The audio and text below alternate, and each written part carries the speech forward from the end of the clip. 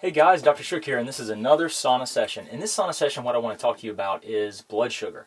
In particular, I want to talk to you about low blood sugar. And if you don't know if you have low blood sugar, let me share some of the common symptoms with you. Very frequently, you'll see people that have low blood sugar. First of all, they don't eat very frequently throughout the day.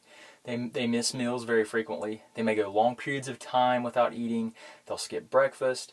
They rely on coffee to keep them going. They crash around 2 to 4 in the afternoon.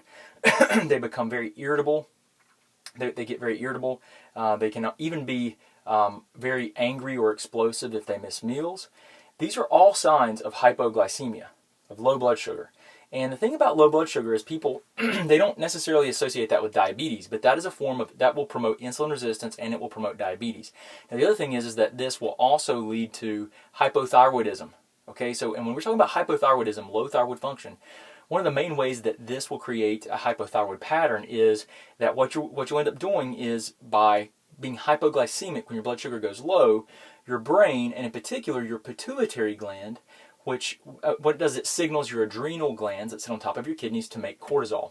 When your cortisol gets produced, it helps to raise blood sugar. So when you have low blood sugar, this happens quite frequently and often, and the pituitary gland is having to work to stimulate the adrenals to release cortisol. Well, guess what else is made by the pituitary gland? Something really important we talk about a lot when we talk about the thyroid. TSH, right? Thyroid stimulating hormone. It's made by the pituitary. It stimulates the thyroid to produce more T4 and T3. So guess what happens if you're constantly putting all this stress on the pituitary gland to stimulate the adrenals? You can fatigue and you can stress the pituitary. And that can lead to problems with TSH output and other hormonal signaling and feedback. Now, cortisol elevations, which are associated with hypoglycemia, typically low blood sugar, the adrenal function tends to go low eventually. High blood sugar, adrenals tend to be higher, more cortisol output. But what ends up happening is that the elevation spikes in cortisol from this repetitive hypoglycemia can actually result in you having problems with conversion and receptor resistance and just a lot of other issues with thyroid hormone function. So blood sugar issues lead to thyroid issues. They create major problems. They set you up for so many issues. I mean, one of the things that I see really commonly is I see hormonal problems. Hormonal problems are huge. And when you look at hormonal issues with estrogen and testosterone, and you look at progesterone, and you look at cortisol, they're all made through similar pathways. The adrenal glands play a big role in the production of those hormones. They share a common hormone called pregnenolone. Pregnenolone can be stolen away from all those other hormones, your sex hormones, to make cortisol. And if you make cortisol all the time because of this chronic stress that you're placing on your body, you'll steal it away from those hormones and you'll be low in hormones. And that can all be driven by blood sugar, right? So the thing to keep in mind here is that blood sugar is a huge, huge factor. Low blood sugar, high blood sugar does very similar things.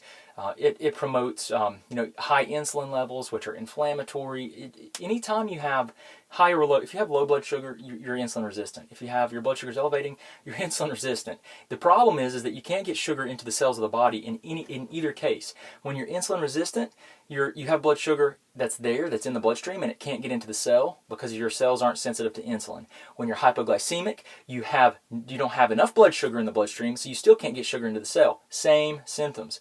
Cell cannot get sugar and can't get glucose, which is really important for cellular function and for just healing and normal bodily function. So you can't skip the basics, okay?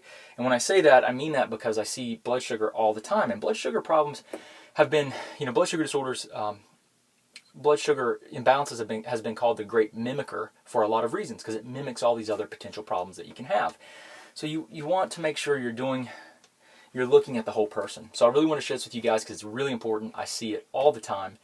Food is always a component. Blood sugar can be disrupted by things other than food, though. I mean, you can have problems with autoimmunity that's causing problems with insulin secretion. You can have problems with inflammation. You can have cortisol issues that are being driven due to inflammation. You can have cortisol issues that are being driven due to pain or emotional stress. Elevations in cortisol will cause problems with blood sugar regulation. So, I mean, you've got to look at the whole picture. You've got to try to figure out, like, okay, what's driving this process? How can we support this person and their unique mix of issues to give them better health long term and help them identify if you're doing things, if you're doing things that are detrimental to your health, or that are causing issues.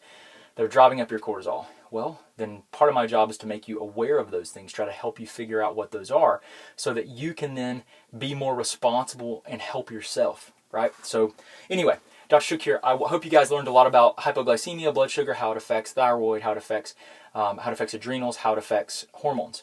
And it also affects something really important I want to mention, are neurochemicals, so your neurotransmitters, your dopamine, your serotonin, your GABA, your acetylcholine. All these things are really important, and if your blood sugar's off, they will be off, okay? So Dr. Shook here. I really appreciate you guys. Hope you have a wonderful day, and I look forward to seeing you on the next sauna session.